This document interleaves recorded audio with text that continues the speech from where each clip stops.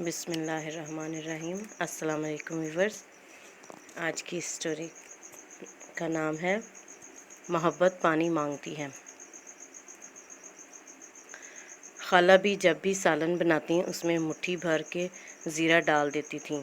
इस ज़ीरे का स्वाद बड़ा ही आला था, लेकिन सब्ज़ियों को ज़ीरे का बिगाड़ देकर उसमें शोरबा बनाना उनकी एक अजीब आदत थी। इस इलाके में ऐसा खाना कोई न बनाता था। सब घरों में मुरगन ग़िज़ाएँ पकतीं और मसाले के नाम पर सुरख मिर्चों की भरी चमची उंडेल दी जाती। सब्ज़ियों को पका पका कर उनकी ऐसी हालत बनाई जाती कि खाने वाले को बूझना किसी पहेली की तरह मुश्किल लगता। समझ में नहीं आता था कि बैंगन पके हैं, गोभी है या कद्दू। सब एक ही रंग में रंगे होते थे। और जब खाला भी पकाती तो वो तरकारी भी पहचानी जाती और पकाने वाला भी मालूम हो जाता। एक दिन वो बाग में साग पात चुन रही थीं कि मेरा उनसे सामना हो गया। मेरा तजस्सुस मुझे उकसाने लगा कि उनके पकाने के इस अजीब अंदाज की खोज लगाऊं। रिवायतों में रहकर रिवायत से हटना कोई मामूली बात तो ना थी। फिर ऐसी क्या आदत बनी कि पुख्ता ही हो गई। मैं खाला भी से पूछने लगी कि आपने ऐसा खाना कब पकाना शुरू किया और आपकी ज़ुबान को ये जायका कब से लगा है। बस फिर क्या था, एक दास्तान कर्ब थी जो उमड़ पड़ी। मैंने उनका ज़ब्त तोड़ दिया था और अब ये सेले रवां था जो थामना मुश्किल हो रहा था। वो दरीक की कड़वी छाया में बैठ गईं और यूं गोया हुईं। मैं बहुत छोटी सी थी कि दूसरे गांव से चंद लोग मुझे देखने आए। मैं उन्हें पहली ही मुलाकात में भाग गई। चंद रोज़ बाद निकाह करके वो मुझे अपने साथ ले गए। इस वक्त मैं अक़्दो निकाह के बारे में कुछ ज़्यादा न जानती थी। बस यही मालूम था कि एक न एक दिन लड़कियों को दूसरे घर जाना पड़ता है। मैं खुश थी, न खफा, न मुतमिन और ना ही बेकरार थी। बस वक्त के धारे के साथ ख़ुद को मिलाने की कोशिश कर रही थी। मेरा शौहर अपनी माँ का इकलौता बेटा था। मेरी सास बहुत खुश थीं और बहुत मान से मुझे ब्याह के ले जा रही थीं। मंजिल मकसूद पर पहुंचकर मालूम हुआ कि शौहर को छुट्टी नहीं मिली, इसलिए उसे जाना पड़ा है। रात तक शायद लौट आएगा। इस ज़माने में करीबी शहरों के सफ़र भी बेएतबार होते थे। मुसाफ़तों की मुद्दत तो यूं भी कोई नहीं जानता। वो रात गुजरी, फिर दूसरी रात, फिर तीसरी रात और फिर कई रातें गुजरती गईं। अजनबी मुसाफिर के लौटने की उम्मीद ख़त्म होती गई। मुझे एक गम था और माँ को दो गम। बेटा भी घर नहीं लौटा और पराई बेटी को भी लाकर घर बिठा लिया। लेकिन गम खाने से गम का मदावा कहाँ होता है। कुछ अरसा गुजरा तो कहीं से इतला मिली कि शादी वाले दिन जब वो दफ्तर गया तो उसकी वहाँ किसी से तकरार हुई। उसे छुट्टी नहीं मिल रही थी और दफ्तर का खाकरोब उसका मजाक उड़ा रहा था। अंग्रेज़ साहबों का दौर था और खाकरोब उनके हम मज़हब थे। मुसलमान मुलाजमीन की दफ्तरों में हैसियत बहुत पतली हुआ करती थी। जब गुस्सा हद से सिवा हुआ तो खाकरोब पर निकला। उससे लड़कर वो खान साहब भाग निकले ताकि थाना कचहरी से बच जाए। उम्र के वो भी कच्चे थे, फरार में कुछ ज़्यादा ही गायब हो गए। इस कहानी के मालूम होने के बाद घर में इंतज़ार और बेकरारी और बढ़ गई। इंतज़ार की आग में जलती हम दो औरतों को एहसास न रहा कि कब ये आग भूख की आग में बदल गई। घर का वाहिद कमाने वाला तो ना जाने कहाँ भटकता फिर रहा था। उसे तलाश करने से बेहतर था कि अपने लिए रिस्क तलाश करें। 2 वक्त की रोटी के लिए मैंने और माँ ने मेहनत मजदूरी शुरू कर दी। खेतों में काम किया, चरखा काता, शालें बुनते रहे, उपले थापे, तंदूर पर रोटियां लगाईं। गर्ज अपनी सारी हैसियत भुलाकर इस एक चीज़ को याद रखा कि अभी हम ज़रूरतमंद हैं लेकिन मोहताज नहीं हैं। ज़रूरतमंद होना कोई ऐब नहीं होता, लेकिन अपने लिए कुछ ना कर सकना कमज़ोरी होती है। अब मैं उम्र के इस ऐसे हिस्से में दाखिल हो रही थी जहाँ मुझे शऊर बहुत कुछ सिखा रहा था और तजर्बे मुझे पुख्ता कर रहे थे। मैं एक मजबूत औरत के रूप में उभरना चाहती थी ताकि कोई मुझे तरस की निगाह से ना देखे। मुझे सहारा देकर खड़ा करने वाली माँ अब ढह रही थी। उसके असाब और बदन में वो तवानाई ना थी, ना एहसास गम, ना महरूमी और ना ही मेरे हवाले से कोई एहसास जुर्म। माँ ने बुढ़ापे में कदम रखा तो तकदीर का लिखा समझकर सब कबूल कर लिया। अब इस तकद्दुस की मारी की बिसाखी मुझे बनना थी। जैसे मेरे बचपने को परों तले छुपा कर वो शऊर की मंजिल खींच लाई थी, यूं ही मुझे उसके बुढ़ापे में उम्मीदों को सेंचना था। میرے سامنے اگر اس بوڑھی ماں کی مثال موجود نہ ہوتی تو شاید میں ہار جاتی، لیکن وہ زندہ مثال مجھے ہارنے نہ دیتی تھی۔ یوں ہی دن کٹتے گئے اور زندگی کی 22 بہاریں بے قراری اور انتظار کی نظر ہو گئیں۔ اب تو کسی کے لوٹ آنے کی نہ امید تھی اور نہ ہی چاہ باقی رہی تھی۔ جس شخص کو کبھی دیکھا نہ ہو، کبھی ہم کلامی نہ ہوئی ہو، صرف 3 بولوں میں بند کر تقدیر کا بدلتا رخ دیکھا ہو، اس کے ساتھ کا سوچ کر کوئی خوشی ذہن میں نہ آتی تھی۔ ایک روشن صبح میں تلاوت کر کے صحن میں نکلی کہ آج کے دانہ پانی کا کوئی بندوبست کر سکوں۔ کواڑ کھلنے کی آواز آئی۔ ایک بزرگ جو کہ رشتے میں میرے شوہر کے چچا تھے، سینہ چوڑا کیے بڑی خوشی سے اندر آتے دکھائی دیے۔ آتے ہی کہنے لگے کہ بھابھی کو بلاؤ، خوشخبری ہے۔ میں نے دل میں سوچا کہ خوشخبری کا ہماری زندگی سے کیا تعلق، لیکن کام کرتے رہنے کی عادت بن گئی تھی۔ کام سمجھ کر اندر چلی گئی اور ساس کو بلا کے لے آئی۔ چچا کہنے لگے کہ بیٹی وہ آئے گا، وہ ضرور آئے گا، میں نے خواب دیکھا ہے۔ اے لو جی، بزرگوں کو مذاق کی سوجی ہے، خواب کی باتیں کب حقیقت ہوتی ہیں۔ میرا دماغ غصے سے کھولنے لگا کہ اس قسم کی باتیں کر کے ہمارا مذاق اڑا رہے ہیں یا ہماری بے بسی کا تماشا دیکھنے آئے ہیں۔ میں پاؤں پٹکتی کمرے میں چلی گئی، لیکن ماں بہت دیر تک ان کے ساتھ بیٹھی رہیں۔ ان کے چہرے پر بھی خوشی چھلک رہی تھی، ان کی آنکھیں بار بار چمکنے لگتیں۔ چچا اپنی ترنگ میں بہت کچھ بولے جا رہے تھے اور میں اس انتظار میں تھی کہ یہ بزرگوار اٹھیں اور میں جا کے ماں کی امید توڑوں۔ بھلا خواب پر اعتبار کر کے 22 سال کیسے بھلائے جا سکتے ہیں؟ ہماری تو تقدیر میں تنہائی لکھی ہے، ہم نے اسی تنہائی میں جینا تھا اور اس میں مرنا۔ چچا اٹھ کر گئے تو میں نے جلدی سے دروازے پر زنجیر چڑھائی اور ماں کے پاس آ بیٹھی۔ اس سے پہلے کہ میں کچھ کہتی وہ بول اٹھیں، مایوسی کی باتیں مت کرنا، یہ بہت اللہ والا ہے، دیوبند سے قرآن و حدیث پڑھ کر آیا ہے، اس کا خواب نظر کا دھوکہ نہیں ہو سکتا۔ میں ان کے لہجے کا یقین بھانپ کر حیران رہ گئی، ایسے کیسے ہو سکتا ہے؟ میری بے یقینی بڑھتی ہی جا رہی تھی۔ پھر اپنے ایمان کو مضبوط کیا اور اللہ کو یاد کیا تو دل میں اطمینان سا اتر آیا۔ وہ اللہ والا ہے، اس کا خواب جھوٹا نہیں ہو سکتا۔ یہ بات ذہن میں گردش کرنے لگی۔ میں تو ابھی اسی کیفیت میں تھی، لیکن ماں کو اور خیالات آنے لگے۔ انہیں میں پہلے دن کی دلہن نظر آنے لگی۔ انہوں نے میری حالت زار کو دیکھا تو پشیماں ہونے لگیں۔ میرے ہاتھ پیر کام کر کر کے پھٹ چکے تھے، چہرہ بے رونق اور زرد، بال الجھے ہوئے اور کپڑے انتہائی بوسیدہ۔ اس سے پہلے تو کبھی ہمارا دھیان اس طرف کو گیا ہی نہیں تھا۔ مجھ میں تو آرائش و زیبائش کی یہ حس پیدا ہونے سے پہلے ہی دفن ہو گئی تھی۔ بالوں میں چاندی چمک رہی تھی اور چہرے پر پختگی۔ ہاتھ پیر ایسے مضبوط کہ جیسے کوئی نازک خاتون نہیں بلکہ کوئی گبرو جوان ہو جو پل میں کسی کو بھی پچھاڑ کے رکھ دے۔ ایک عجیب مرغوبہ سی ظاہری صورت تھی میری۔ ماں نے کہا کہ آج کام کاج کی تلاش میں نہ تھکوں بلکہ خود پر توجہ دوں۔ میں نے ان کی اس فرمائش کو تمسخر میں اڑا دیا۔ بھلا مجھے سنگار سے کیا غرض ہو سکتی تھی؟ میں کام کے لیے ہو لی۔ شام کو تھکی ہاری آئی اور بستر پر پڑتے ہی گہری نیند میں چلی گئی۔ صبح جب آنکھ کھلی تو گھر میں غیر معمولی سا کچھ تھا، سناٹا ٹوٹا ہوا تھا، یوں لگ رہا تھا کہ چہل پہل ہے۔ میں صحن میں آئی، ماں نے مجھے سرتاپا دیکھا اور صحن میں پڑی اکلوتی چارپائی کی طرف اشارہ کیا کہ اس پر لیٹ جاؤ۔ میں نے سوالیہ نظروں سے انہیں دیکھا، لیکن وہ جواب دیے بغیر صندوق سے رضائی نکال لائیں اور مجھ پر ڈال دی۔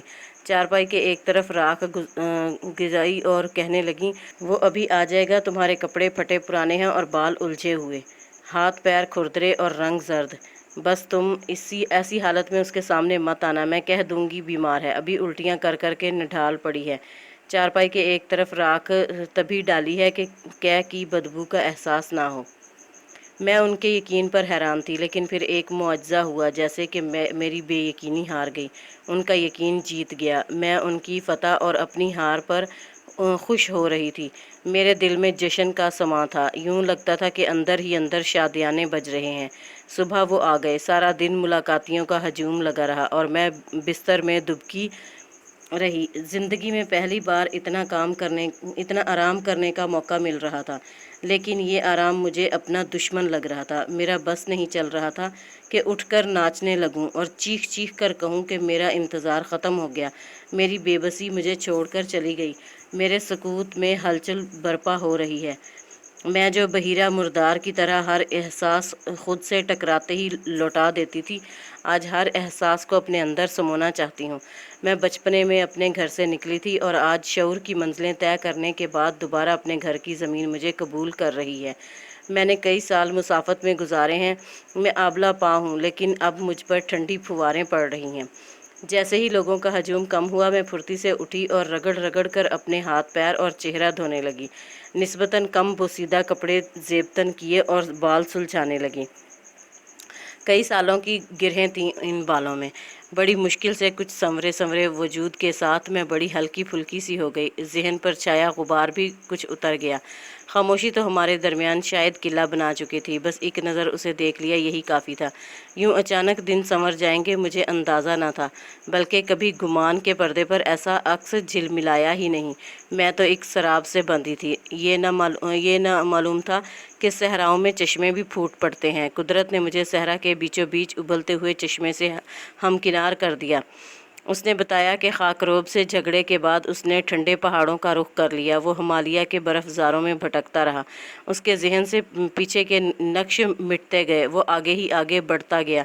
फिर वो हिमालय के पार जा पहुंचा। वहाँ एक और ही दुनिया आबाद थी। खल्क़े खुदा का एक समंदर था जो थमता न था। वो संकियांग के बागों में जा पहुंचा। खुदा की कुदरत थी जो हर चीज़ में अयां थी। इस मिट्टी की ज़रखेज़ी ऐसी कि किस्म किस्म के मेवे एक ही जगह पर आ गए थे। अल्लाह ने रिज़्क़ के दरवाज़े इस बस्ती में खोल रखे थे। बरकत ऐसी कि जिस काम में हाथ डालो नफ़ा मिले। बस वहाँ का मौसम बड़ा शदीद था। गर्मी में गर्मी बहुत पड़ती थी और सर्दी में सर्दी बहुत पड़ती थी। लेकिन इस शिद्दत मौसम का मुकाबला करते हुए वो लोग मस्जिदों को आबाद रखते थे। इसीलिए इस शहर में बरकत ही बरकत थी। वो वहाँ से कश्तियाँ जलाकर नहीं लौटा था, बल्कि इतने सालों बाद उसे बूढ़ी और नई नवेली दुल्हन की याद सताई थी। उसकी बेचैनी को जब थोड़ा करार आया तो बेकरारी के लिए उसे घर की चाहत ने घेर लिया था। और अब तो अंग्रेज़ सरकार का ज़माना भी चला गया था। अपना प्यारा पाकिस्तान जो बन गया था। वो मुझे हमसफ़र बनाकर फिर से संकियांग के लिए रवाना हो गया। वहाँ उसका मालो ज़र था, उसका कारोबार और उसकी नौजवानी की यादें। वो इन गलियों चौबारों को कैसे भुला सकता था जिन्होंने उसे पनाह दी थी। उसे काशगर के ऊंचे टीले पर बनी मस्जिद के मुअज्जिन की आवाज़ें आती थीं। उसे वो शहर अपनी तरफ बुलाता था। अलगर्ज हमने सामान ने सफ़र किया और चल पड़े। किसी मर्द के साथ इतनी मोतबर हैसियत से गांव से बाहर कदम रखने का ये मेरा पहला तजर्बा था। लेकिन ज़िंदगी के तल्ख़ तजर्बों ने मेरी दिलचस्पियों को महदूद कर दिया था। मुझे अनदेखी चीज़ें भी देखी भाली मालूम होती थीं। यूँ महसूस ही नहीं हो रहा था कि मैं किसी लंबे सफ़र पर रवाना हूँ। मेरी तो सारी ज़िंदगी ही सफ़र में गुजरी थी। प्यार, मोहब्बत, एहतराम और हमदर्दी का हर एहसास मेरे लिए नया था। लेकिन यूँ लगता था कि मैं इनकी एहसासात की अभी आदी हूँ और मोहब्बत जताने और एहतराम निभाने से अब मुझे कोई फ़र्क नहीं पड़ता। मेरे वजूद में एक खामोशी और ठंड सी उतर आई थी। कोई आग न थी जिसको बुझाने की फ़िक्र होती मुझे। हर आग बुझ चुकी थी। कोई अंगारा भी न बचा था कि चिंगारी से सुलगता। सब राख का ढेर हो गया था। हिमालय के बर्फ़ज़ार मेरे कदमों तले ऐसे गुज़रे जैसे कोई परिंदा रात में अपने घोंसले की सिमत जाता है। ना तो उसके कदम ज़मीन को छूते हैं और ना ही उसकी आंखें इस हुस्न को देख पाती हैं। एक स्याह पर्दा होता है जो निगाहों के सामने हायल होता है।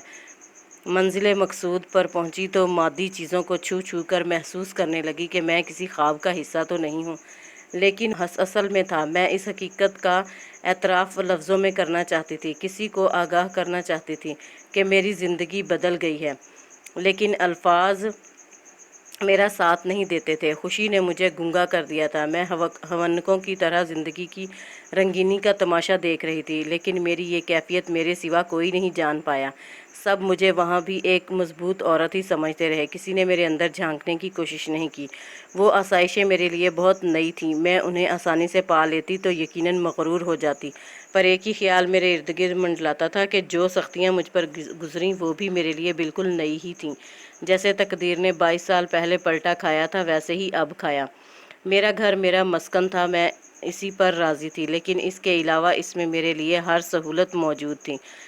फ़र्श कीमती लकड़ी का बना था, खूबसूरत चुबारे थे, अंगीठियाँ थीं, बावर्ची खाना ऐसा कि मैं खड़े खड़े खाना तैयार कर लेती थी। चूल्हा, तनूर, बर्तन धोने का नलका सब ऊंचे बनाए गए थे।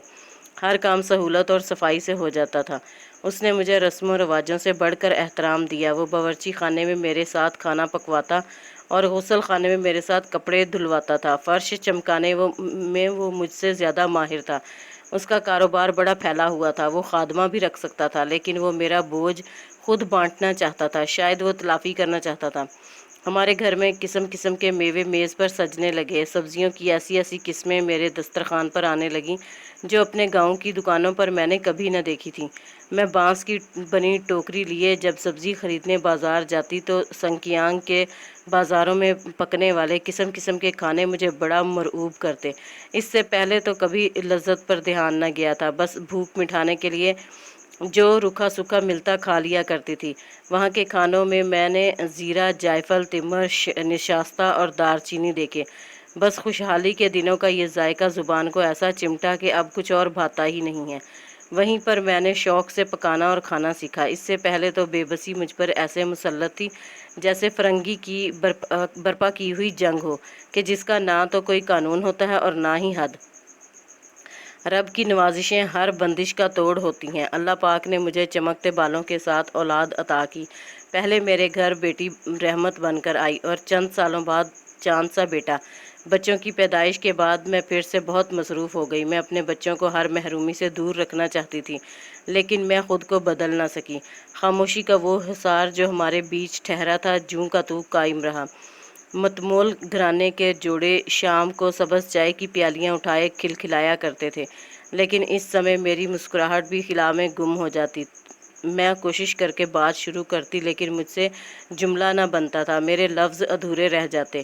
میرے پاس محبت اور چاہت کے اظہار کا بس یہی طریقہ تھا کہ خوشبودار سالن اور ترکاریاں پکاؤں، میری بنائی ہوئی چائے سفید چنبیلی کی خوشبو سے مہکے، میرے پراٹھوں میں عتاب کی سرخی چھلکے، صحن میں سلگتی سندل کی اگربتیوں کی مہک ہو، برآمدے کے گملوں سے پودینے کی بھینی بھینی ٹھنڈی خوشبو اٹھتی رہے، اور گلاب کی سرخ کھلی کلیاں پانی کے جگ میں تیراکی کریں اور گھونٹ گھونٹ میں میری محبت کا احساس جگائیں۔ میں اپنی محبت کو پانی دیتی رہی، بس اسے دھوپ میں چھایا، اور میں ایک ایسا برف زار تھی کہ جس پر ہر آنے والے سال برف کی ایک نئی تہہ جم جاتی ہے، اور چاندنی رات کا قہر اسے سخت سے سخت تر کر دیتا ہے۔ وہ تلافی کی میعاد پوری کر چکا تھا، اسے اب ساتھ چاہیے تھا، وہ نبھا کے تھک چکا تھا، اب اسے چاہے جانے کی خواہش تھی۔ وہ مجھے زندگی لوٹانے میں ناکام ہو گیا تھا۔